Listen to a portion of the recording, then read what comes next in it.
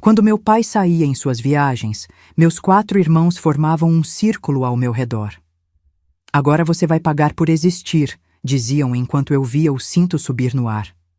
Por anos, meu sangue manchou o chão da casa, que deveria ser meu refúgio. Até que um dia, o destino mudou o horário do ônibus do meu pai. Bom dia, meus queridos. Que alegria poder conversar com vocês hoje. Sou Zelda Oliveira Camargo, tenho 73 anos bem vividos e moro aqui nessa cidadezinha tranquila de Venâncio Aires, no interior do Rio Grande do Sul. Venho de uma família grande, como era costume antigamente, e hoje quero compartilhar um pouquinho da minha história com vocês. Sabem, hoje minha vida é muito diferente. Todas as manhãs, acordo cedinho com o cantar dos passarinhos e vou direto para a minha horta. Tenho um orgulho danado das minhas ervas medicinais e dos legumes que cultivo sem nenhum tipo de veneno. Aprendi com minha finada mãe que a terra é remédio para a alma, e plantar virou meu ritual diário. Meus dedos enrugados conhecem cada cantinho dessa terra que me dá tanto sustento. A vizinhança toda sabe que pode vir buscar um chazinho para qualquer problema. Tenho cidreira para acalmar, hortelã para digestão e até guaco para quando a tosse aperta no inverno. Esse conhecimento todo veio depois de muito sofrimento, como se a vida quisesse me recompensar pelas dores que passei.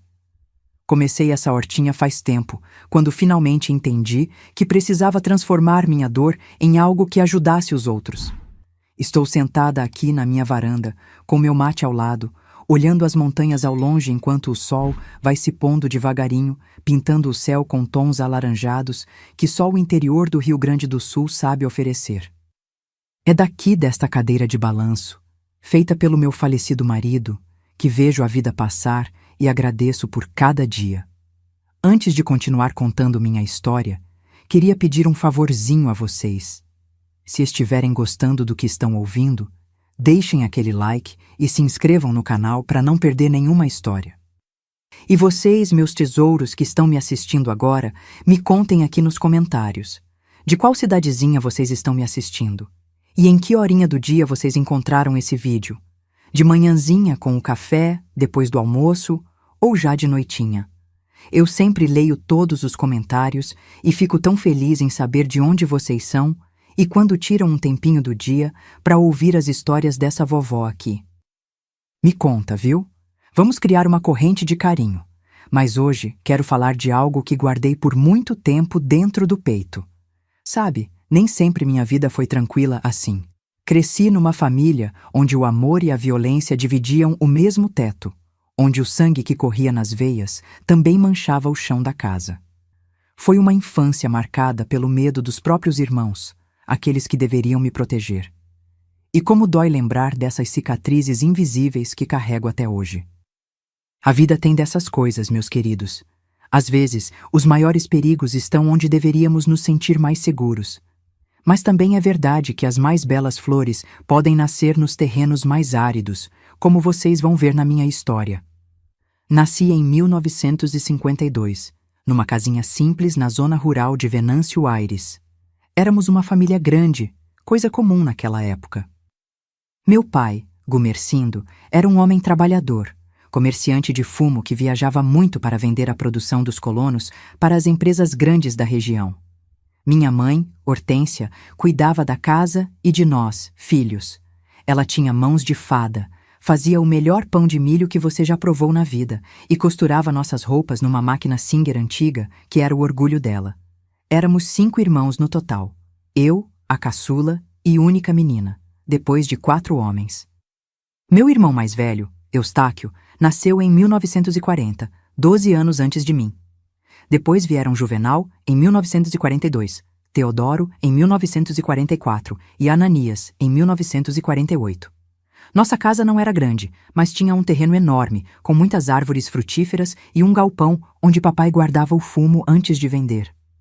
O cheiro forte do tabaco está nas minhas memórias mais antigas, impregnado em tudo. Nossa casa era de madeira, pintada de azul clarinho, com uma varanda na frente onde mamãe colocava vasos de gerânio. O assoalho rangia quando a gente pisava, E no inverno, o minuano entrava pelas frestas, fazendo a gente dormir todo encolhidinho embaixo de cobertas pesadas de lã. Não tínhamos luxo nenhum, mas nunca nos faltou comida na mesa ou roupa limpa. A rotina começava cedinho naquela época.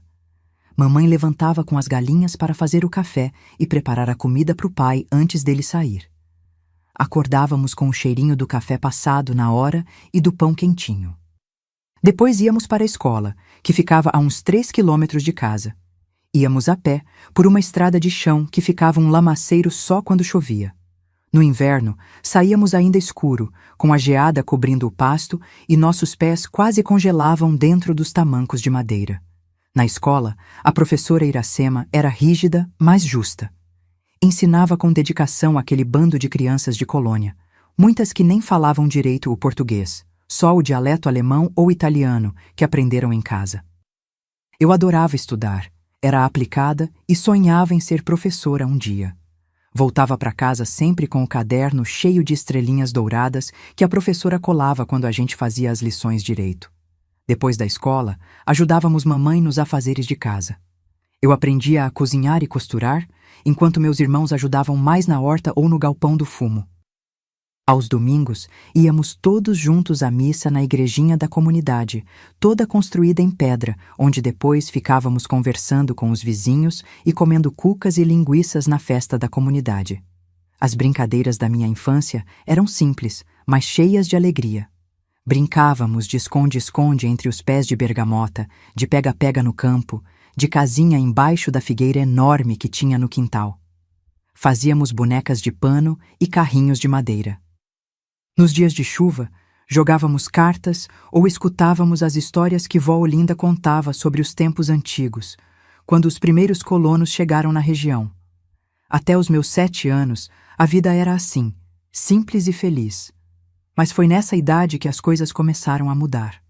Papai começou a viajar mais, ficando às vezes semanas inteiras longe de casa. A responsabilidade da casa e dos filhos ficava toda nas costas da minha mãe, que começou a ficar cansada e triste. Meu irmão mais velho, Eustáquio, começou a tomar conta da casa quando o pai estava fora, dando ordens como se fosse o dono de tudo. Foi por essa época que notei o olhar diferente dos meus irmãos para mim. Não era mais o olhar de irmãos protegendo a caçulinha da família. Era um olhar frio, quase de raiva, como se minha existência fosse um problema para eles. Eu era a única menina, a única que ganhava beijos e abraços da mãe quando ela não estava tão cansada. E isso criava um ressentimento que foi crescendo aos poucos, como erva daninha que vai sufocando a plantação. Mamãe percebeu essas mudanças e às vezes eu a encontrava chorando escondido na despensa, onde guardávamos as conservas e a farinha.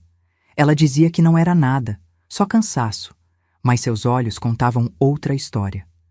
Lembro dela me abraçando forte uma noite e dizendo: Zelda, minha filha, nunca se acostume com o que machuca. Deus dá um fardo pesado, mas também dá força para carregar. Na época, eu não entendi o que ela queria dizer, mas aquelas palavras ficaram guardadas no meu coração, como se fossem uma profecia do que estava por vir. No final de 1960, quando eu tinha 8 anos, veio a mudança que transformaria tudo.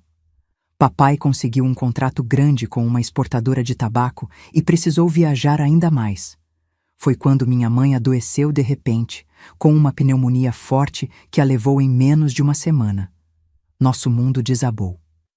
E foi ali, naquele velório com cheiro de velas e café amargo, que vi pela primeira vez o ódio estampado no rosto dos meus irmãos quando olhavam para mim. Como se eu fosse culpada pela morte da mãe, como se eu tivesse roubado o amor dela durante todos aqueles anos. E foi assim que começou o período mais difícil da minha vida, quando a casa que deveria ser meu refúgio se transformou no palco dos meus maiores medos. Depois que mamãe se foi, a casa ficou diferente, como se o coração dela tivesse sido arrancado. Papai ficou perdido, sem saber como lidar com 5 filhos sozinho. Ele se afundou ainda mais no trabalho, viajando por períodos cada vez mais longos. É para dar uma vida melhor para vocês, ele dizia antes de partir, com os olhos marejados, beijando minha testa. Eu tinha apenas 8 anos e já sentia o peso de ser a única mulher da casa. Quando papai estava presente, tudo corria bem. Meus irmãos se comportavam, ajudavam nas tarefas e até me tratavam com certo respeito. Mas bastava o ronco do motor do caminhão do pai desaparecer na curva da estrada para que tudo mudasse. Era como se uma nuvem escura descesse sobre nossa casa. Primeiro, foram as pequenas maldades. Escondiam meus cadernos da escola, jogavam terra na comida que eu preparava, puxavam meu cabelo quando passavam por mim. Eustáquio, o mais velho, então com 20 anos, era quem comandava tudo. A princesinha do papai precisa aprender qual é seu lugar, ele dizia com aquele sorriso torto que me gelava a espinha. Eu me lembro bem da primeira vez que a violência ficou mais séria. Foi em março de 1961, eu tinha recém-completado 9 anos. Era um sábado quente, daqueles que fazem o suor escorrer pelas costas. Papai tinha saído na quinta-feira para uma viagem até Porto Alegre e só voltaria na segunda. Eu estava na cozinha, tentando fazer o almoço como mamãe me ensinou. O feijão tinha queimado um pouco no fundo da panela e o cheiro se espalhou pela casa. Eustáquio entrou como um furacão na cozinha. Que fedor é esse? Nem isso você sabe fazer direito? Ele agarrou meu braço com tanta força que deixou as marcas dos dedos. Depois pegou a colher de pau e bateu nas minhas mãos até ficarem vermelhas e inchadas. Da próxima vez vou usar o cinto, ele ameaçou. E cumpriu a promessa. Na semana seguinte, quando quebrei sem querer um dos pratos da mãe, ele tirou o cinto de couro cru que usava e me deu tantas cintadas nas pernas que fiquei com vergões por dias. Chorei tanto que pensei que ia secar, mas ninguém veio me acudir. Teodoro e Juvenal apenas observavam da porta, com um misto de medo e satisfação nos olhos. Só Ananias, o mais próximo de mim em idade, parecia desconfortável, mas nunca teve coragem de enfrentar os irmãos mais velhos. Com o tempo, esses castigos foram se tornando rotina. Qualquer desculpa era motivo. A casa não estava limpa o suficiente, a comida não estava boa, eu demorava muito no banho, tinha recebido elogios da professora na escola. Era como se minha existência fosse uma ofensa para eles. E o pior, aprendi a esconder os hematomas do papai. Usava mangas compridas mesmo no calor, inventava histórias sobre ter caído da árvore ou tropeçado no quintal. Parte de mim queria contar tudo, mas outra parte tinha medo de que papai nos abandonasse de vez se soubesse a verdade. Quando completei 11 anos, em 1963, as coisas pioraram ainda mais. Papai conseguiu um contrato grande que o faria viajar por todo o Rio Grande do Sul e Santa Catarina. Serão só 2 finais de semana por mês em casa, minha filha, ele explicou. Mas quando o contrato acabar, vou poder ficar mais tempo com vocês e talvez até contratar alguém para ajudar na casa. Aquelas palavras soaram como uma sentença de morte para mim. 2 finais de semana inteiros por mês, sozinha com meus irmãos. Foi quando o verdadeiro terror começou. Eles não precisavam mais se esconder ou ser discretos. E não era só Eustáquio agora. Juvenal e Teodoro também participavam ativamente. Lembro do primeiro final de semana que papai viajou nesse novo esquema. Era sexta-feira à noite e estávamos jantando em silêncio. De repente, Eustáquio bateu o punho na mesa, fazendo os pratos pularem. Agora temos que estabelecer as novas regras da casa, ele disse, olhando diretamente para mim. Você vai acordar às 5 da manhã todos os dias, preparar nosso café, lavar nossas roupas, limpar a casa e fazer todas as refeições. Se algo não estiver perfeito, você vai apanhar. Se reclamar, vai apanhar 2 vezes. Se tentar contar para o pai, não vai sobrar nada de você para ele encontrar quando voltar. Aquela noite, chorei abraçada ao travesseiro da minha mãe, que ainda guardava um pouco do cheiro dela. Mãe, por que você teve que ir? Soluçava baixinho para que ninguém ouvisse. No sábado de manhã, o pesadelo começou para valer. Acordei atrasada, às 5h30 em vez de 5h10. Eustáquio já estava na cozinha, segurando o cinto.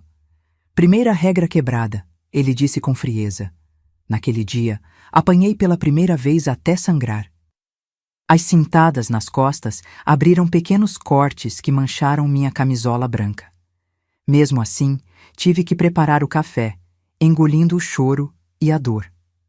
À tarde, quando estava estendendo as roupas no varal, Juvenal apareceu. Tinha bebido cachaça escondida do pai e cambaleava um pouco.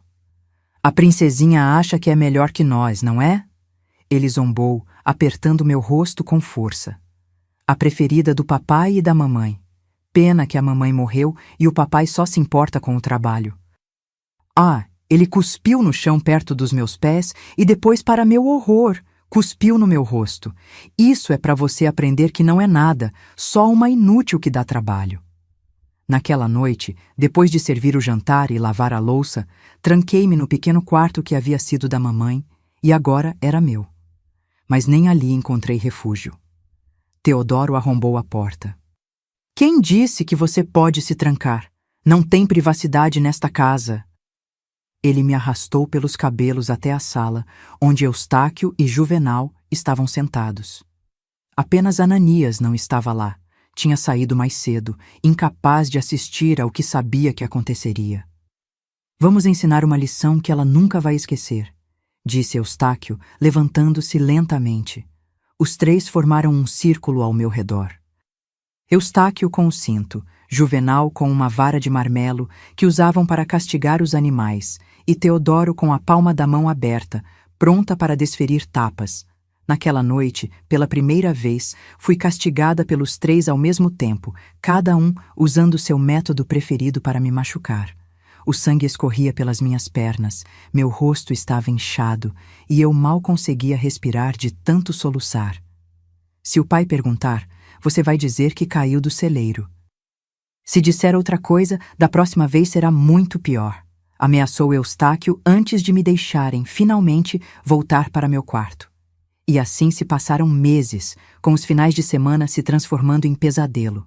O único consolo era Ananias, que às vezes me trazia um pedaço de pão escondido ou colocava pomada nas minhas feridas quando os outros não estavam vendo. Desculpa, Zelda, ele sussurrava. Tenho medo deles também. O pior era ver o rosto do meu pai iluminar-se quando voltava das viagens. Como foi o final de semana? Ele perguntava e eu mentia. Tudo bem, pai. As mentiras ficavam cada vez maiores, assim como as marcas no meu corpo, que eu escondia com roupas compridas e histórias inventadas.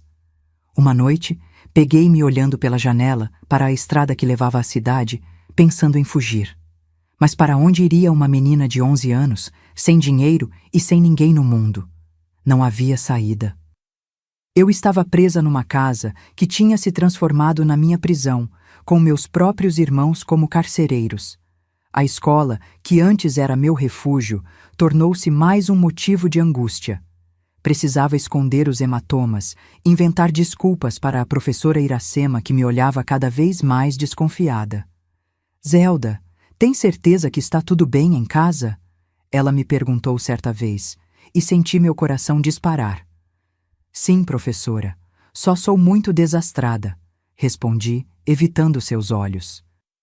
À noite, rezava pedindo a Deus que fizesse meu pai descobrir a verdade ou que me desse forças para aguentar até crescer e poder sair daquela casa. Não sabia que Deus atenderia minhas orações muito antes do que eu imaginava e de uma forma que mudaria para sempre nossas vidas. Durante os meses seguintes, viver naquela casa era como caminhar num campo minado. Nunca sabia o que poderia despertar a ira dos meus irmãos ou que novo castigo eles inventariam. Meu corpo de menina estava sempre coberto de marcas, nas costas, nas pernas, nos braços. As noites de sexta-feira se tornaram as mais temidas, quando ouvia o caminhão do pai partindo e sabia que estava sozinha com meus torturadores. Junho de 1964. Eu tinha 12 anos e as mudanças no meu corpo começavam a aparecer. Isso só piorou a situação. Eustáquio, então, com 24 anos, começou a fazer comentários que me deixavam desconfortável. Está querendo virar moça, é? Pensa que algum rapaz vai querer uma inútil como você? Esses comentários vinham sempre acompanhados de tapas no rosto, puxões de cabelo ou beliscões dolorosos. Nas noites mais quentes, quando o calor não dava trégua mesmo com todas as janelas abertas, eu ficava acordada, aterrorizada com a ideia de adormecer e um deles entrar no meu quarto. Coloquei uma cadeira atrás da porta, encostada na maçaneta, para ouvir se alguém tentasse entrar. Dormia vestida, com as roupas mais pesadas que conseguia suportar, apesar do calor. Lembro-me de uma sexta-feira particularmente terrível em agosto daquele ano. Papai tinha saído para uma viagem de 2 semanas, a mais longa até então. Deixou dinheiro para as compras e instruções detalhadas sobre o que deveria ser feito na sua ausência.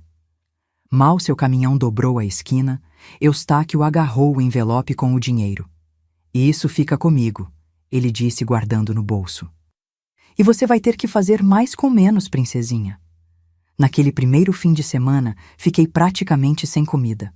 Eles comiam tudo o que eu preparava e me deixavam apenas restos, às vezes nem isso. No domingo à noite, Juvenal chegou bêbado da venda, onde tinha ido jogar cartas com os amigos. Estava de mau humor porque tinha perdido dinheiro. "Cadê a janta?" ele gritou, entrando na cozinha cambaleante. "Não sobrou comida, Juvenal", respondi baixinho. "Vocês comeram tudo no almoço e não sobrou dinheiro para comprar mais." Ele me olhou com os olhos injetados e, antes que eu pudesse me proteger, agarrou uma panela de ferro do fogão e a arremessou contra a parede, passando a centímetros da minha cabeça. "Sua inútil! Nem para fazer comida direito você serve." Eustáquio e Teodoro apareceram atraídos pelo barulho. Em vez de acalmar Juvenal, pareceram alimentar sua raiva. "Olhem só para essa vagabunda", Teodoro provocou. "Acha que é melhor que nós." A preferida do papai. "Vamos ensinar uma lição que ela nunca vai esquecer", Eustáquio completou, tirando o cinto da calça com um movimento que eu já conhecia bem demais. O que se seguiu foi o pior castigo que já tinha recebido até então. Os 3 me arrastaram para o galpão do fumo, onde o cheiro forte de tabaco se misturava ao mofo e à poeira. Lá, longe dos olhos de qualquer vizinho que por acaso passasse pela estrada, eles me seguraram e começaram o castigo. "Essa é por não ter feito janta", dizia Juvenal enquanto o cinto cortava minhas costas. "Essa é por ser tão mimada", acrescentava Teodoro, dando tapas fortes no meu rosto já inchado de tanto chorar. "E essa", Eustáquio falava com uma calma que me gelava o sangue, "é para você aprender seu lugar nessa casa." Quando terminaram, eu mal conseguia ficar de pé. Meu vestido estava rasgado e manchado de sangue em vários lugares. Meu rosto tão inchado que mal conseguia abrir os olhos. Eles me deixaram lá, no chão do galpão, tremendo de dor e medo. Foi Ananias quem me encontrou horas depois, quando todos já tinham ido dormir. Ele me ajudou a voltar para casa, me deu água e limpou os ferimentos como pôde com um pano úmido. "Por que eles me odeiam tanto?" perguntei entre soluços, enquanto ele passava um pouco de pomada nas feridas abertas das minhas costas. "Eles não te odeiam, Zelda", Ananias respondeu com tristeza. "Eles odeiam a vida que tiveram, o pai que nunca está aqui, a mãe que se foi cedo demais. Mas não sabem como expressar isso, então descontam em você porque é mais fácil." Aquelas palavras, embora tentassem trazer algum conforto, não diminuíam a dor nem o terror que eu vivia. Na segunda-feira, não consegui ir à escola. Não podia deixar que a professora Iracema visse meu estado. Eustáquio mandou um bilhete dizendo que eu estava com febre. Foi a primeira de muitas ausências que começaram a se acumular. Quando papai voltou daquela viagem, encontrou uma filha diferente. Eu estava mais magra, com olheiras profundas, quieta e assustada. "O que houve, minha filha?" ele perguntou preocupado. "Está doente?" Abri a boca para contar tudo, mas o olhar de Eustáquio do outro lado da sala me paralisou. Lembrei da ameaça. Se contasse algo, seria muito pior na próxima vez, e eu sabia que ele cumpriria a promessa. "Não é nada, pai", menti mais uma vez.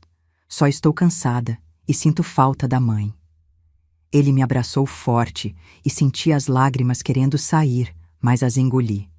Aquele abraço, que deveria trazer conforto, só me fez sentir mais sozinha, pois sabia que em poucos dias ele estaria na estrada novamente, e eu voltaria para meu inferno pessoal. No mês seguinte, uma nova rotina se estabeleceu. Quando papai estava em casa, eu era tratada com indiferença pelos meus irmãos. Nenhum olhar, nenhuma palavra. Era como se eu não existisse. Mas nos finais de semana, sem ele, a casa se transformava no cenário dos meus piores pesadelos. Uma das torturas mais cruéis que inventaram foi me trancar no porão escuro da casa, onde guardávamos batatas e outros alimentos que precisavam de um lugar fresco. Era úmido, escuro e tinha ratos. Da primeira vez, me deixaram lá a noite inteira, sem comida, sem água, sem luz. Encolhi-me num canto, chorando e tremendo, ouvindo os barulhos dos ratos correndo pelo chão de terra batida. Também comecei a ser privada de comida como castigo. Quem não trabalha, não come, dizia Eustáquio, mesmo depois de eu ter passado o dia inteiro limpando, cozinhando e lavando. Às vezes, passava dias com apenas um pedaço de pão e água. Meu corpo, já magro naturalmente, começou a definhar ainda mais. As agressões físicas se tornaram cada vez mais violentas.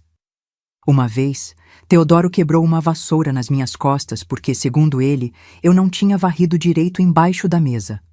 Outra vez, Juvenal me empurrou contra o fogão a lenha e meu braço encostou no metal quente, deixando uma marca que carrego até hoje. Os tapas no rosto se tornaram tão frequentes que meus ouvidos começaram a zunir constantemente. Eu andava sempre olhando para o chão, evitando qualquer contato visual que pudesse ser interpretado como desafio. Aprendi a me mover pela casa como um fantasma, tentando ser invisível. A professora Iracema tentou intervir. Depois de tantas faltas e de me ver sempre machucada, ela me chamou depois da aula um dia. "Zelda, o que está acontecendo em casa?" ela perguntou, segurando minhas mãos com carinho. "Você pode me contar, eu quero ajudar." Por um momento, pensei em abrir meu coração, em contar tudo, em pedir socorro. Mas então lembrei-me das consequências. Não era só o medo do que meus irmãos fariam comigo. Era também o medo de destruir o que restava da minha família. O que aconteceria com papai se soubesse? Ele já sofria tanto com a perda da mãe? "Não é nada, professora", respondi, engolindo o choro. "Sou muito desastrada mesmo." Ela não acreditou, eu sabia. Mas também sabia que sem uma confissão minha, pouco poderia fazer. Naquela época, o que acontecia dentro de casa raramente saía de lá. Problemas de família se resolvem em família, era o que diziam. O ano de 1964 foi se arrastando, e com ele minha esperança de que as coisas melhorassem. Meu aniversário de 12 anos passou sem comemoração. Papai estava viajando, e meus irmãos fizeram questão de me lembrar que eu não merecia nada além do castigo habitual. O Natal daquele ano foi especialmente difícil. Papai estava em casa e tentou criar um ambiente festivo. Comprou presentes para todos, inclusive um vestido novo para mim. Era azul claro, com pequenas flores bordadas. O primeiro vestido novo que ganhava desde a morte da mãe. Mas a alegria durou pouco. No dia 26 de dezembro, papai precisou sair para uma viagem urgente. Um cliente importante em Porto Alegre precisava fechar um negócio antes do fim do ano. "Volto no domingo à noite, prometo", ele disse antes de partir.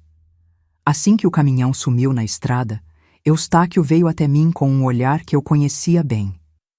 "Vamos ver o que a princesinha ganhou de Natal", ele disse, pegando o vestido novo que estava dobrado sobre minha cama.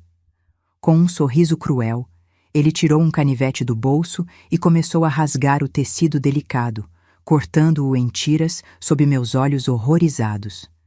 Juvenal e Teodoro assistiam da porta, rindo.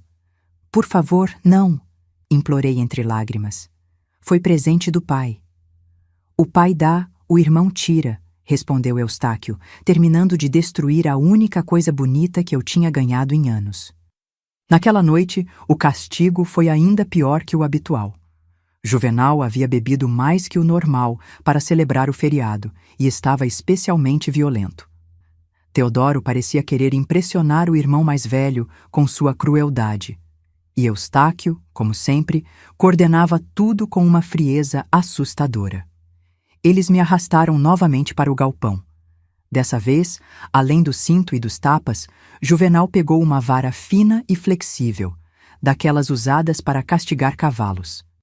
Os golpes cortaram minha pele como facas, abrindo feridas que sangraram abundantemente, manchando o chão de terra. Quando terminaram, mal consegui me arrastar de volta para casa. Deitei-me na cama, sentindo cada centímetro do meu corpo gritar de dor. Foi quando tomei uma decisão. Se sobrevivesse àquela noite, contaria tudo ao pai quando ele voltasse, não importando as consequências. Naquela madrugada, febril de dor, tive um sonho com minha mãe. Ela estava de pé ao lado da minha cama, linda como sempre, com aquele avental que costumava usar para fazer pão. "Aguenta firme, minha filha", ela dizia no sonho, acariciando meus cabelos.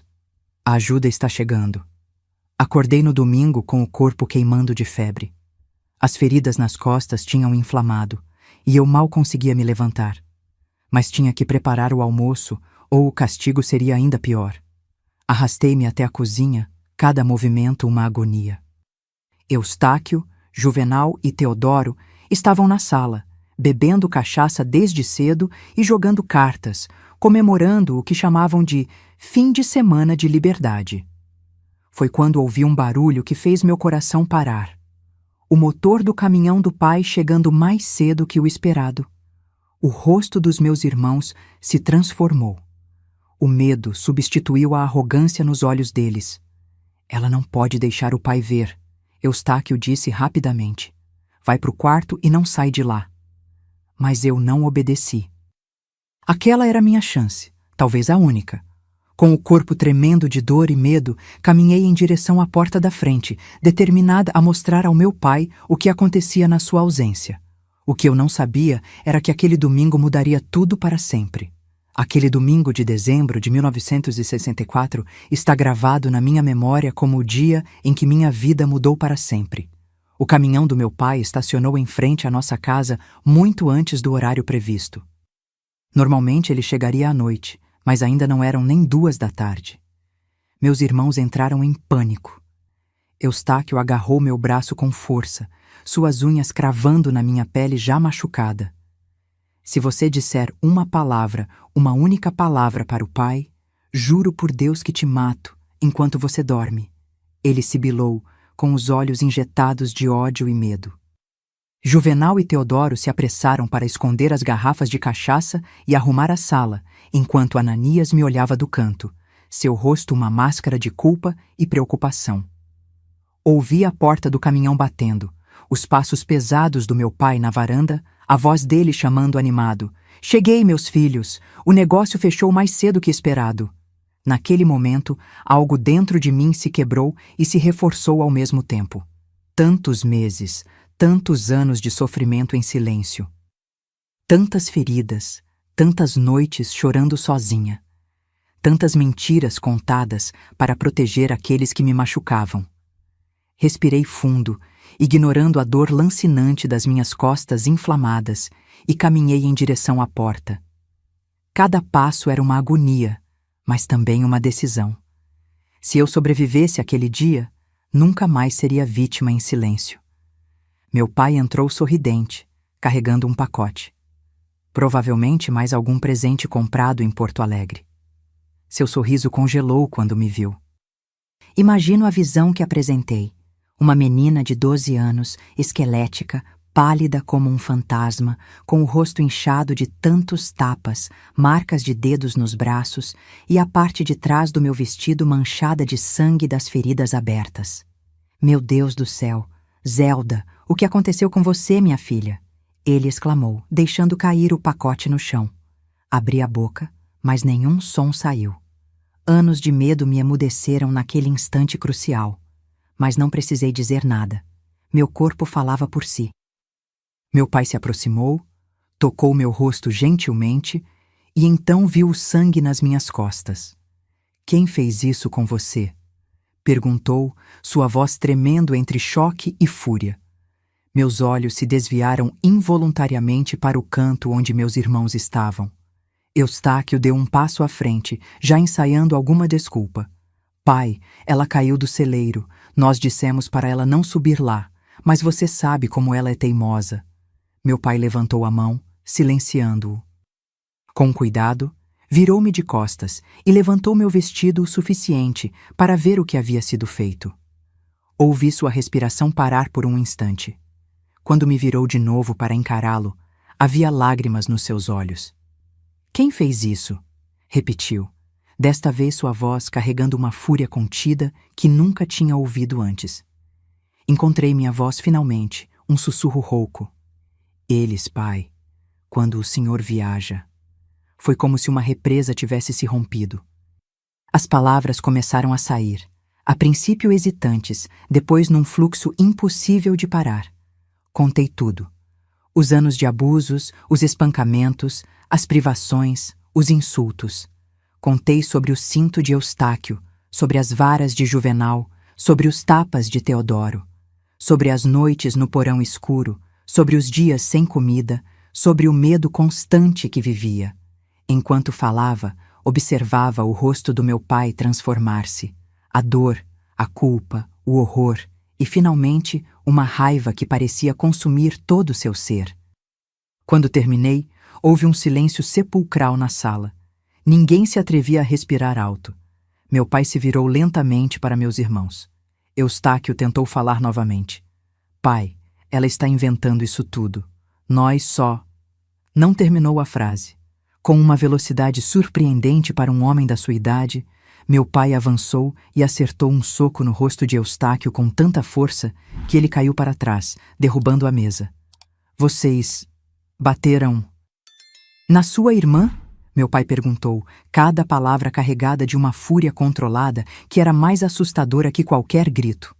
Na menina que sua mãe pediu no leito de morte para vocês protegerem? Juvenal, bêbado e arrogante como sempre, deu um passo à frente. E daí? Ela não faz nada direito, é uma inútil que só dá trabalho, alguém tinha que ensiná-la. Não vi o movimento do meu pai. Só ouvi o som do punho conectando com o maxilar de Juvenal, que cambaleou para trás. Vocês a espancaram até sangrar. Meu pai rugiu, sua voz ecoando pela casa inteira. Minha filha, a caçulinha da sua mãe. Teodoro, sempre o mais covarde, tentou se afastar, escorregando em direção à porta dos fundos. Meu pai o agarrou pelo colarinho. Aonde você pensa que vai? Você também participou disso, não foi? Os olhos de Teodoro estavam arregalados de medo. Pai, não foi bem assim. Foi o Eustáquio que... Cala a boca! Meu pai gritou. Vocês três são homens feitos, batendo numa criança, na própria irmã. Que tipo de monstros eu criei? O que aconteceu em seguida ainda me dá arrepios quando lembro. Meu pai, sempre tão calmo e controlado, transformou-se em uma tempestade de fúria. Ele pegou o cinto que Eustáquio sempre usava contra mim, que estava pendurado numa cadeira. Vocês gostam de usar isso, não é? Vamos ver como se sentem do outro lado. Naquele momento, eu quis gritar para ele parar, dizer que violência não se responde com violência. Mas as palavras ficaram presas na minha garganta. Uma parte de mim, uma parte que me envergonha até hoje, queria ver eles provarem do próprio remédio. Outra parte tinha medo do que aconteceria depois, quando meu pai partisse novamente. O que se seguiu foi uma cena que nunca esquecerei. Meu pai fez os três se ajoelharem e tirar as camisas. Um por um, aplicou cintadas nas costas deles, não com a força que eles usavam contra mim, mas o suficiente para deixar marcas vermelhas. Enquanto isso, ele repetia, nunca, mais toquem na sua irmã. Quando terminou, jogou o cinto no chão. Seus olhos estavam vermelhos, seu rosto lavado em lágrimas. Virou-se para mim e me abraçou com cuidado para não machucar minhas feridas. Me perdoe, minha filha. Ele soluçou contra meu cabelo. Me perdoe por não ter visto, por não ter estado aqui para te proteger. Então voltou-se para meus irmãos, que permaneciam ajoelhados, chocados demais para reagir. Arrumem suas coisas, ele disse com uma calma assustadora. Vocês três têm até o anoitecer para sair desta casa. Não são mais meus filhos. Eustáquio foi o primeiro a se recuperar do choque. Você não pode nos expulsar. Esta casa também é nossa. Meu pai se aproximou dele, seu rosto a centímetros do dele. Esta casa é minha, construída com meu suor. E vocês perderam qualquer direito a ela no momento em que levantaram a mão para sua irmã. Naquela noite, enquanto meu pai cuidava das minhas feridas, aplicando pomada e envolvendo-as em bandagens limpas, ouvimos os passos pesados dos meus 3 irmãos mais velhos saindo da casa, carregando suas poucas posses. Apenas Ananias ficou, ajoelhado na frente do meu pai, implorando perdão por não ter me defendido melhor. Eu tinha medo deles também, pai, ele explicou entre lágrimas. Mas tentava ajudar a Zelda quando podia, juro por Deus. Confirmei sua história, contando como ele às vezes me trazia comida escondida ou cuidava dos meus machucados. Meu pai assentiu gravemente. Você pode ficar, Ananias, mas nunca mais quero ver você com seus irmãos. Aquela noite foi a primeira em anos em que dormi sem medo. Meu pai ficou sentado ao lado da minha cama até eu adormecer, segurando minha mão, murmurando promessas de que nunca mais me deixaria sozinha, que nunca mais alguém me machucaria. Mas o pior ainda não havia passado. Na manhã seguinte, a febre que já me consumia piorou drasticamente. As feridas nas minhas costas, maltratadas por tanto tempo, tinham infeccionado seriamente. Meu pai me enrolou num cobertor e me levou às pressas para o hospital em Venâncio Aires. Minha filha precisa de ajuda, ele disse desesperado para o médico de plantão. Ela está muito doente. O médico, Dr. Geraldo, arregalou os olhos ao ver o estado das minhas costas quando removeram as bandagens. Quem fez isso nessa menina? Ele perguntou horrorizado. Meus outros filhos, meu pai respondeu, a vergonha e a culpa pesando em cada palavra. Enquanto eu viajava a trabalho, Dr. Geraldo balançou a cabeça, indignado. Isso é caso de polícia. Essas feridas estão gravemente infeccionadas. Ela poderia ter morrido se você não a tivesse trazido hoje. Passei uma semana inteira no hospital, lutando contra a infecção que se espalhava pelo meu corpo enfraquecido. Meu pai não saiu do meu lado nem um minuto. Dormia na cadeira desconfortável ao lado da cama. Segurava minha mão durante os procedimentos dolorosos, murmurava orações quando achava que eu estava dormindo. Uma noite, no auge da febre, tive um delírio. Vi minha mãe novamente, sentada ao pé da cama, sorrindo gentilmente. Você foi forte, minha filha, ela dizia. Agora descanse e cure-se. A vida tem muito mais a lhe oferecer. Quando finalmente voltamos para casa, encontramos tudo mudado. Ananias tinha limpado cada canto, tentando apagar os vestígios do que havia acontecido ali. O galpão do fumo, onde tantas vezes fui castigada, estava trancado. O porão escuro tinha sido esvaziado e fechado com tábuas. Meu pai fez mudanças drásticas. Vendeu a rota comercial que o mantinha tanto tempo longe de casa e comprou uma pequena venda no centro de Venâncio Aires. Assim posso voltar para casa todas as noites, ele explicou.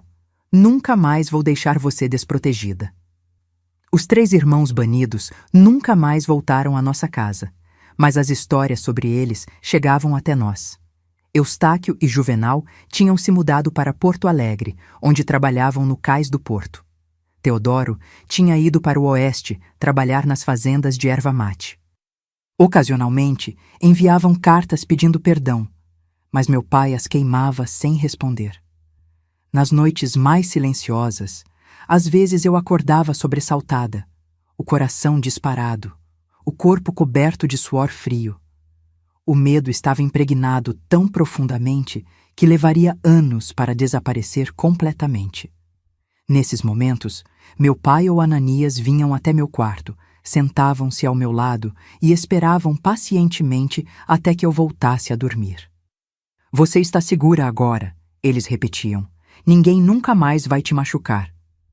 Aos poucos, fui recuperando não apenas a saúde física, mas também a confiança. Voltei à escola, onde a professora Iracema me recebeu com lágrimas nos olhos. Eu sabia que algo estava errado, ela disse, abraçando-me com cuidado. Me perdoe por não ter feito mais. O doutor Geraldo se tornou um visitante regular em nossa casa, vindo verificar minha recuperação e trazendo sempre um pacote de balas de hortelã que guardava especialmente para mim. Com o tempo, ele e meu pai se tornaram amigos próximos, unidos pela preocupação comigo. Foi durante esse período de recuperação que comecei a me interessar por plantas medicinais. O Dr. Geraldo, percebendo meu fascínio, começou a me ensinar sobre as propriedades curativas de várias ervas que cresciam no nosso quintal. Você tem mãos de curandeira, Zelda, ele dizia enquanto me mostrava como preparar uma infusão de erva cidreira para acalmar os nervos. Um dia vai usar esse dom para ajudar outros. Naquela época, não imaginava como essas palavras se provariam proféticas, nem como aquele momento terrível de ruptura seria na verdade o início de uma vida nova, cheia de possibilidades que nunca sonhei que teria. No silêncio das noites estreladas de Venâncio Aires, enquanto observava a lua pela janela do meu quarto, a mesma janela que tantas vezes olhei com desespero, sonhando em escapar, comecei lentamente a acreditar que o futuro poderia ser diferente do passado, que as cicatrizes, tanto as visíveis quanto as invisíveis, um dia não doeriam tanto. A vida continua, minha filha, meu pai costumava dizer enquanto tomávamos chimarrão na varanda, observando o sol se pôr atrás das colinas. E nós continuamos com ela. E assim foi. Um dia de cada vez, uma respiração de cada vez, um pequeno ato de coragem após o outro. Os anos que se seguiram ao que chamamos em nossa família de o Domingo da Verdade foram de lenta mas constante reconstrução. Meu corpo se curou mais rápido que minha alma. As feridas nas costas viraram cicatrizes, marcas permanentes que carrego até hoje, mas que já não doem ao toque. O medo, a desconfiança e os pesadelos levaram muito mais tempo para se aquietar. Meu pai, cumprindo sua promessa, nunca mais viajou por longos períodos. A venda que ele comprou no centro de Venâncio Aires, chamada Armazém Camargo, tornou-se não apenas nosso sustento, mas também um novo começo para todos nós. Era um lugar pequeno, mas aconchegante, com prateleiras de madeira escura cheias de mantimentos, sacas de feijão e arroz empilhadas num canto, e um balcão onde os moradores da cidade paravam para um café e uma prosa.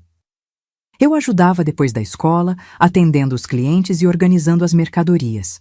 Foi ali, no balcão daquela venda simples, que conheci Ivonete, uma senhora de idade que viria a mudar minha vida completamente. Dona Ivonete era conhecida na região como a curandeira. Vivia numa pequena chácara nos arredores da cidade, onde cultivava todo tipo de ervas medicinais. Vinha à venda uma vez por semana para comprar açúcar, café e farinha. Foi numa dessas visitas, em meados de 1966, que notou as cicatrizes no meu braço quando minha manga subiu ao alcançar um pacote na prateleira alta. Isso precisa de aroeira, ela comentou casualmente, apontando para a cicatriz. Faz uma pomada que nem se vê mais a marca depois de um tempo. Olhei para ela surpresa. Ninguém comentava sobre minhas cicatrizes. Era um acordo silencioso na cidade. Todos sabiam o que tinha acontecido na casa dos Camargo, mas ninguém tocava no assunto. A senhora conhece remédios para cicatrizes? Perguntei timidamente. O sorriso que iluminou o rosto enrugado de Dona Ivonete foi como um raio de sol depois de dias de chuva. Minha filha, conheço remédio para quase tudo que aflige o corpo, e algumas coisas que afligem a alma também. Naquele mesmo dia, após fechar a venda, fui com meu pai até a chácara de Dona Ivonete. Era um lugar mágico, com canteiros meticulosamente organizados, cheios de plantas que eu nunca tinha visto antes. O ar era perfumado com lavanda, alecrim e erva cidreira. A casa pequena de madeira tinha as paredes cobertas por maços de ervas secando. Dona Ivonete me recebeu como se já me esperasse há anos. Venha, menina. Vou te mostrar como fazer a pomada de aroeira para essas cicatrizes. Foi minha primeira lição formal sobre o poder curativo das plantas. Observei fascinada enquanto ela macerava as cascas da aroeira, misturava com cera de abelha e óleo de coco, explicando cada passo com paciência. O cheiro forte e amadeirado da planta me transportou para um lugar onde a dor do passado parecia menos aguda. Meu pai, vendo meu interesse, perguntou se eu poderia visitar Dona Ivonete regularmente para aprender mais. Seus olhos brilhavam com uma mistura de esperança e redenção, como se ajudar a descobrir minha vocação pudesse compensar de alguma forma os anos de sofrimento que não impediu. Claro que pode, respondeu Dona Ivonete, olhando diretamente para mim. Se ela quiser, tenho muito para ensinar. As plantas têm segredos que levei uma vida inteira para aprender, e não tenho filhos para passar adiante. Assim começou meu aprendizado formal sobre ervas medicinais. 3 vezes por semana, depois da escola, eu ia até a chácara de Dona Ivonete. Ela me ensinou a reconhecer cada planta, a entender quando colher, como secar, como preparar os diversos tipos de remédios caseiros, chás, tinturas, pomadas, xaropes. As plantas são como pessoas, ela dizia, enquanto me mostrava como identificar uma erva de São João no meio do mato. Tem seu temperamento, suas necessidades e precisam de respeito, mas diferente de muita gente, elas só fazem o bem quando sabemos usá-las direito. O tempo passado no meio daquele jardim medicinal era terapêutico para mim. A cada nova planta que aprendia a usar, sentia como se recuperasse um pouco do controle que havia perdido. Se as plantas podiam curar feridas do corpo, talvez pudessem ajudar também com as feridas invisíveis que carregava. Em casa, Ananias, meu irmão que permaneceu conosco, fazia tudo o que podia para reparar o passado. Nunca falávamos diretamente sobre aqueles tempos, como ele chamava, mas suas ações demonstravam seu arrependimento. Ele ajudava na venda, consertava coisas na casa e sempre perguntava como tinha sido meu dia com Dona Ivonete. Um dia, ele disse certa vez, você vai ser a melhor curandeira que esta cidade já viu, Zelda. Em 1968, quando completei 16 anos, algo inesperado aconteceu. Eustáquio, meu irmão mais velho, apareceu na porta da venda numa tarde chuvosa de inverno. Estava mais magro, com o rosto marcado por rugas precoces, os olhos baixos. Meu pai estava no depósito, e eu gelei ao vê-lo. Apesar dos 4 anos que tinham se passado, o medo voltou como uma onda. — O que você quer? Perguntei, a voz trêmula, agarrando o cabo da vassoura com força. Vim pedir perdão, ele disse simplesmente, sem levantar os olhos. Sei que não mereço, mas preciso dizer. Antes que eu pudesse responder, meu pai saiu do depósito. Parou ao ver quem estava ali, seu rosto endurecendo instantaneamente. O que faz na minha venda? Ele perguntou com frieza. Eustáquio finalmente levantou o olhar. Havia lágrimas nos seus olhos. Pai, Zelda, vim porque preciso tirar este peso da minha consciência. O que fizemos, o que eu fiz. Não há desculpa. Cada noite, desde aquele dia, acordo suando frio, lembrando do mal que causei. Ele contou que tinha se casado, tinha um filho pequeno agora, e que o nascimento da criança o fez perceber a monstruosidade dos seus atos. Quando olho para meu filho, penso no que faria a qualquer um que o machucasse, como machuquei Zelda, e não consigo respirar de tanto remorso.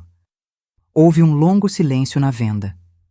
O tic-tac do relógio na parede parecia alto demais. Lá fora, a chuva caía forte, formando poças na rua de paralelepípedos.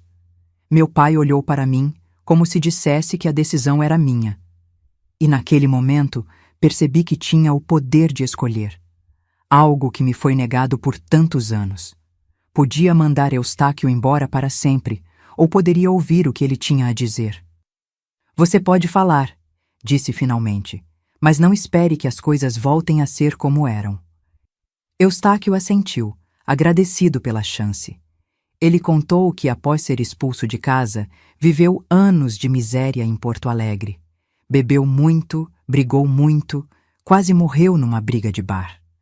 Até que conheceu Zenaida, que trabalhava na padaria onde ele comprava pão.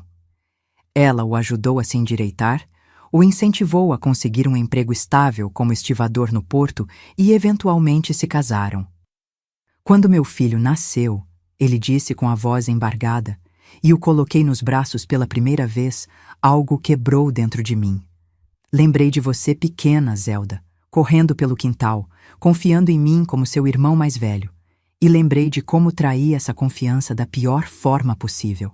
As lágrimas escorriam livremente pelo seu rosto agora, sem qualquer tentativa de escondê-las. Não estou pedindo para voltar, não tenho esse direito. Só precisava que vocês soubessem que não passa um dia sem que me arrependa amargamente do que fiz, e que entenderia se nunca me perdoassem. Meu pai, sempre um homem de poucas palavras, permaneceu em silêncio por longos momentos. Finalmente falou: Você tem um filho agora. Cuide dele. Ensine-o a ser um homem melhor do que você foi. Não era perdão exatamente, mas era uma abertura, um reconhecimento de que talvez, com o tempo e as ações certas, algo poderia ser reconstruído. Você pode vir ver seu filho quando quiser, acrescentou Eustáquio, olhando para meu pai e depois para mim. Ele deveria conhecer o avô e a tia. Foi a primeira vez que pensei em mim como tia. A ideia de que a vida tinha continuado, que novas gerações estavam nascendo, me deu uma estranha sensação de esperança. Talvez um dia, respondi, incapaz de prometer mais que isso. Eustáquio saiu na chuva, parecendo ao mesmo tempo derrotado e aliviado. Fiquei olhando pela janela embaçada da venda enquanto ele desaparecia na esquina. Você não precisa perdoar, disse meu pai, colocando a mão no meu ombro. Mas também não precisa carregar o ódio para sempre. Ele só machuca você mesma. Aquelas palavras ficaram comigo por muito tempo. Nos meses seguintes, voltei-me ainda mais para o aprendizado com Dona Ivonete. Havia algo profundamente curativo em trabalhar com as plantas, em transformar elementos da natureza em remédios que aliviavam o sofrimento. Em 1970, quando completei 18 anos, Dona Ivonete adoeceu. Foi uma pneumonia severa que nem mesmo seus remédios poderosos puderam curar completamente. Passei dias e noites ao lado dela, aplicando as cataplasmas de mostarda no peito, preparando os chás de guaco para a tosse, massageando o óleo de eucalipto nas costas enfraquecidas. Uma noite, enquanto trocava as compressas na sua testa febril, ela segurou minha mão. Zelda, você tem um dom, ela disse com voz fraca. Um dom que vem não apenas do conhecimento, mas da experiência da dor. Quem sofreu sabe reconhecer o sofrimento nos outros. Use isso. Foram as últimas palavras que trocamos. Na manhã seguinte, encontrei-a em paz, como se estivesse apenas dormindo. Chorei pela primeira amiga verdadeira que tive, pela mestra que me mostrou um caminho quando eu mais precisava. No testamento, Dona Ivonete me deixou sua chácara com todas as plantas medicinais, seus cadernos com receitas antigas e uma responsabilidade. Para Zelda Camargo, minha aprendiz e filha de coração, deixo tudo o que tenho para que continue o trabalho de cura que iniciei. A notícia correu rápida pela pequena Venâncio Aires. Alguns ficaram surpresos, outros nem tanto. O Dr. Geraldo, que tinha se tornado amigo próximo da nossa família, veio me visitar na chácara alguns dias após o funeral. Ela escolheu bem, ele disse, olhando os canteiros meticulosamente cuidados. Você tem um conhecimento que complementa o meu. A medicina moderna tem suas limitações, assim como os remédios tradicionais têm as delas. Podemos trabalhar juntos pelo bem dos pacientes. Foi assim que começou uma parceria que duraria décadas. O doutor Geraldo encaminhava pacientes para mim quando achava que as ervas poderiam ajudar mais que os remédios farmacêuticos, e eu enviava para ele os casos que precisavam de intervenção médica mais séria. Meu pai, vendo minha vocação se consolidar, decidiu vender a venda da cidade. Vou me mudar para a chácara com você, ele anunciou. Aquela casa grande demais só me traz lembranças que prefiro esquecer. E assim começou um novo capítulo nas nossas vidas. A chácara de Dona Ivonete, agora minha, tornou-se não apenas meu lar e local de trabalho, mas também um ponto de referência para pessoas de toda a região que buscavam alívio para seus males. Com o tempo, ampliei o jardim medicinal, adicionando novas espécies que estudava em livros que Dr. Geraldo me emprestava. Construí uma sala apropriada para atender os pacientes, com uma grande mesa onde organizava as ervas e preparava os remédios na hora. Aos 22 anos, conheci Inácio, um jovem agricultor que veio buscar um remédio para as dores nas costas do pai. Ele voltou no dia seguinte para agradecer a eficácia da pomada e depois voltou de novo sem desculpa alguma, apenas para conversar. Seu jeito quieto e respeitoso foi quebrando lentamente as barreiras que havia erguido ao redor do meu coração. Quando me pediu em casamento, 1 ano depois, meu primeiro impulso foi recusar. O medo de confiar, de ser vulnerável, ainda era forte. Não tenho pressa, ele disse com aquela calma que era sua marca registrada. Esperarei o tempo que for necessário. Casei-me com Inácio em 1975, numa cerimônia simples na pequena igreja de Venâncio Aires. Meu pai nos deu a bênção com lágrimas nos olhos, feliz por ver sua filha finalmente construindo uma vida plena. Ananias, agora casado e com filhos pequenos, veio com a família. Para minha surpresa, até Eustáquio apareceu discretamente no fundo da igreja com seu filho de 7 anos e acenou de longe, um gesto que respondi com um aceno hesitante.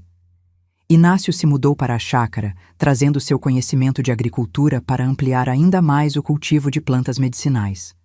Ele construiu estufas para as espécies mais delicadas e desenvolveu um sistema de irrigação que facilitou muito o trabalho. Nossa vida juntos era simples, mas profundamente satisfatória. Cada manhã, agradecíamos pela chance de fazer o que amávamos, ele cuidando da terra, eu transformando seus frutos em cura para quem precisava. Em 1980, após anos tentando, fui abençoada com a gravidez do nosso único filho, Olívio. Ter meu próprio filho foi uma experiência transformadora. Finalmente entendi o amor incondicional que meu pai sentia por mim, o mesmo que o fez abandonar tudo para me proteger quando descobriu a verdade. Os anos passaram com a tranquilidade das estações na chácara. Meu pai envelheceu cercado de amor, vendo seu neto crescer forte e gentil. Olívio herdou o respeito de Inácio pelas plantas e meu interesse pela cura, eventualmente estudando farmácia na capital. Quando meu pai faleceu em 1995, aos 82 anos, sentou-se uma última vez na varanda da chácara, olhando o pôr do sol sobre os canteiros de ervas. Fiz muitos erros na vida, Zelda, ele disse, segurando minha mão. Mas ver no que você se transformou, a mulher forte e compassiva que é hoje, me faz acreditar que algo fiz certo. Foram tempos de aprendizado, de cura, de reconstrução. As feridas do passado nunca desapareceram completamente.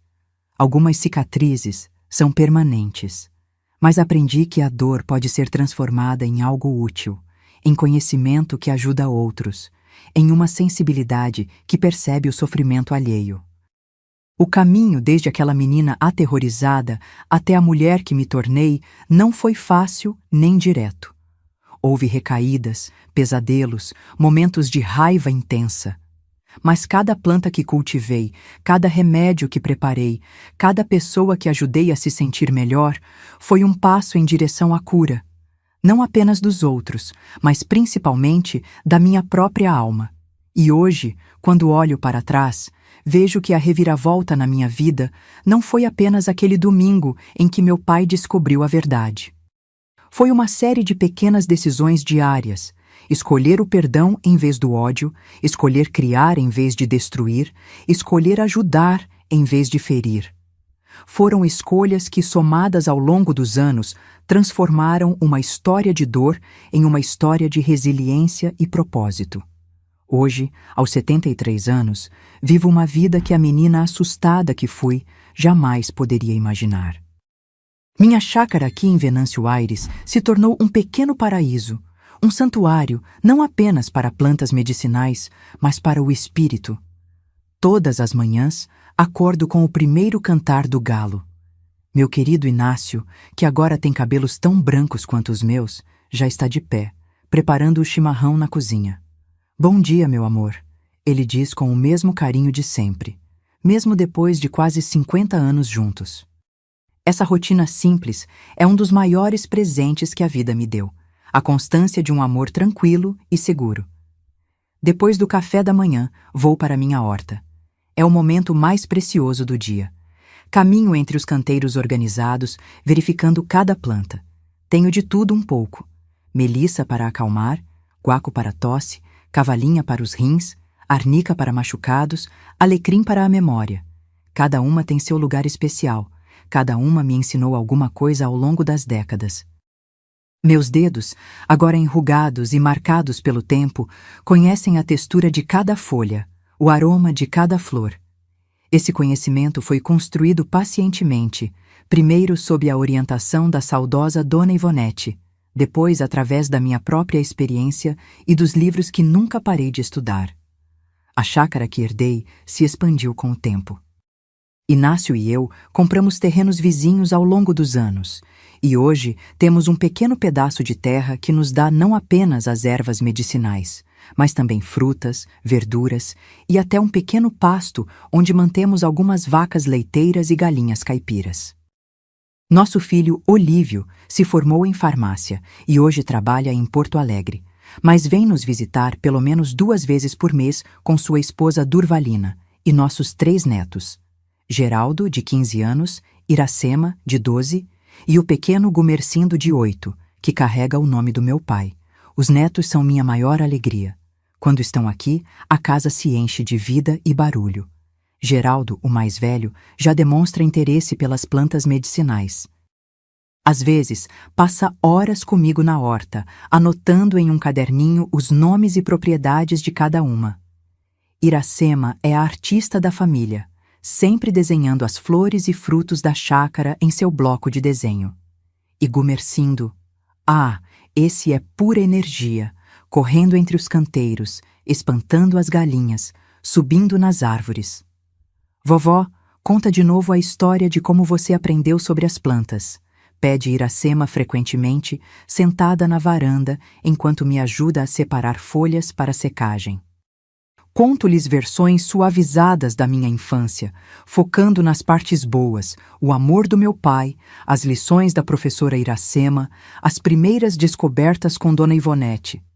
Há tempo para as histórias mais difíceis, quando forem mais velhos, se quiserem saber. Por enquanto, prefiro que vejam a avó como fonte de conhecimento e carinho, não como vítima de um passado doloroso. Meu trabalho como curandeira, embora eu nunca use esse termo, prefiro dizer que ajudo com ervas medicinais. Continua mesmo na velhice. 3 vezes por semana, abro as portas da pequena sala que construí ao lado da casa para receber pessoas que buscam alívio para seus males. Elas vêm de perto e de longe, alguns encaminhados por médicos da região que, como o falecido Dr. Geraldo, reconhecem o valor do conhecimento tradicional.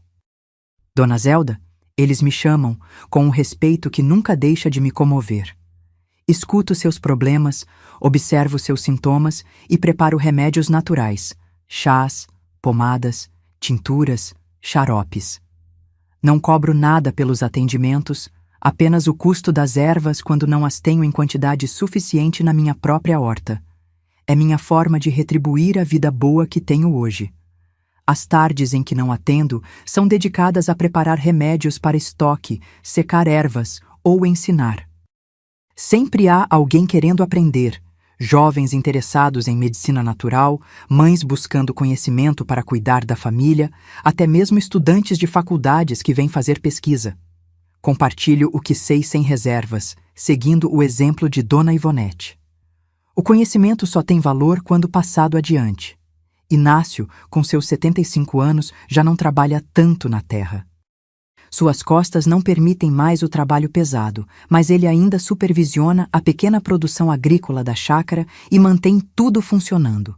Contratamos um ajudante, Juvenal Filho. Sim, o filho do meu irmão Juvenal, que após a morte do pai quis se reconectar com a família.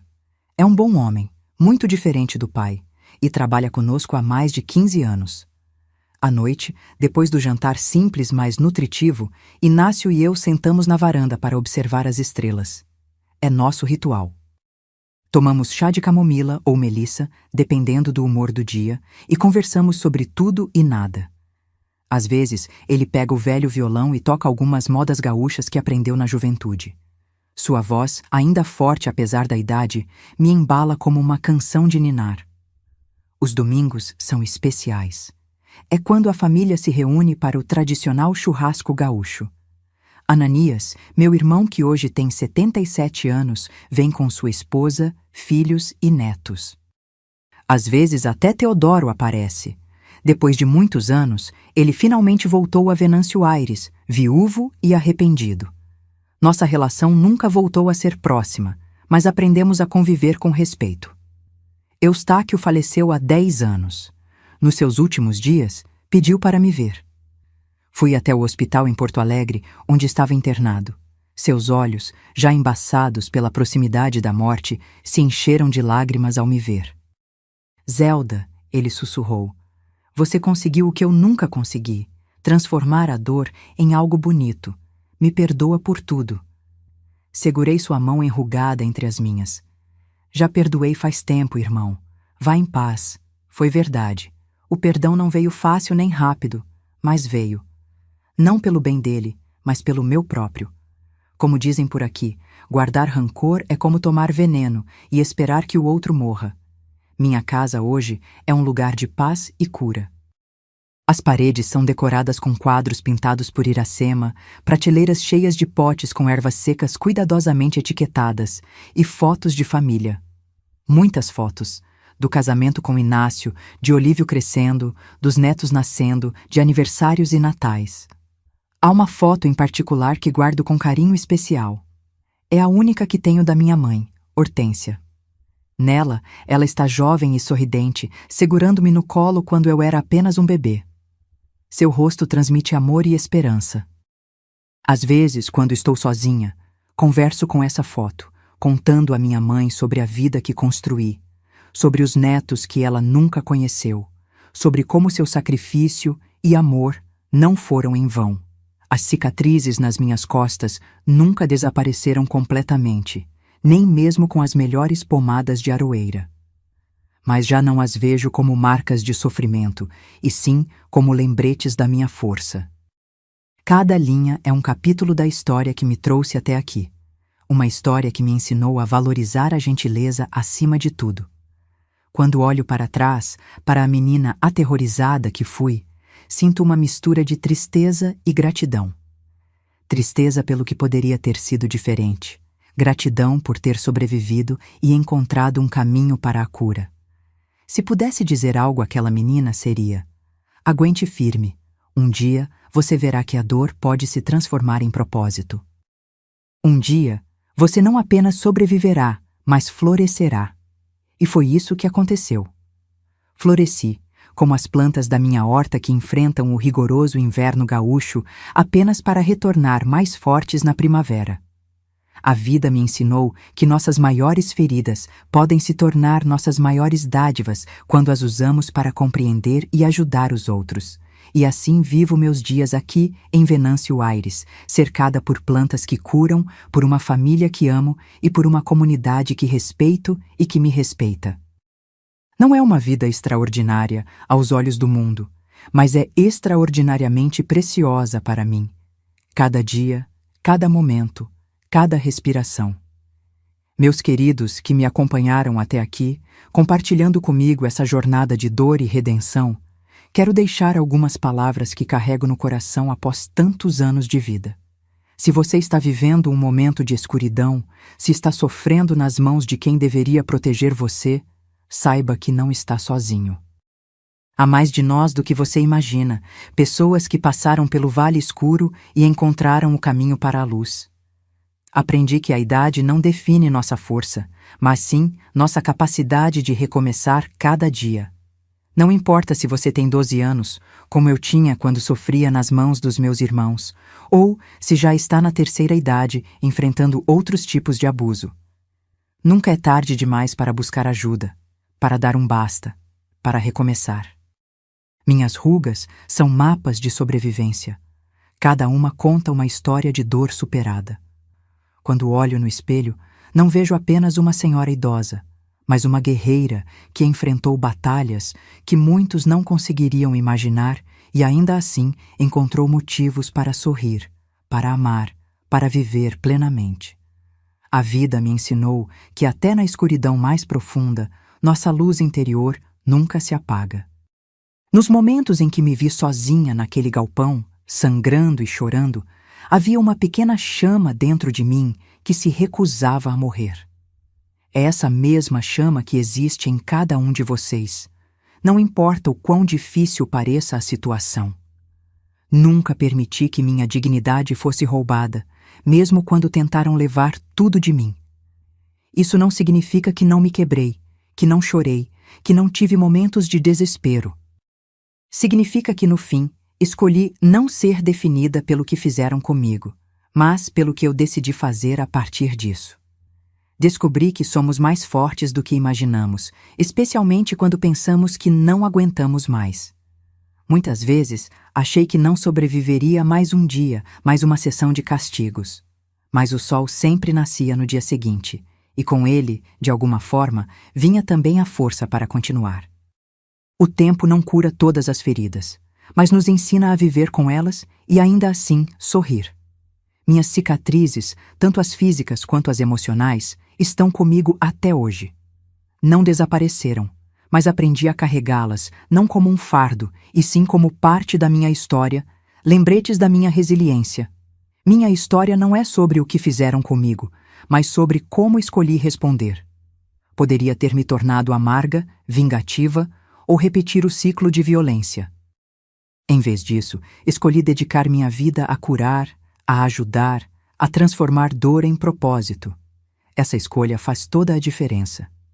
Aprendi que a verdadeira fortaleza não está em nunca cair, mas em levantar todas as vezes.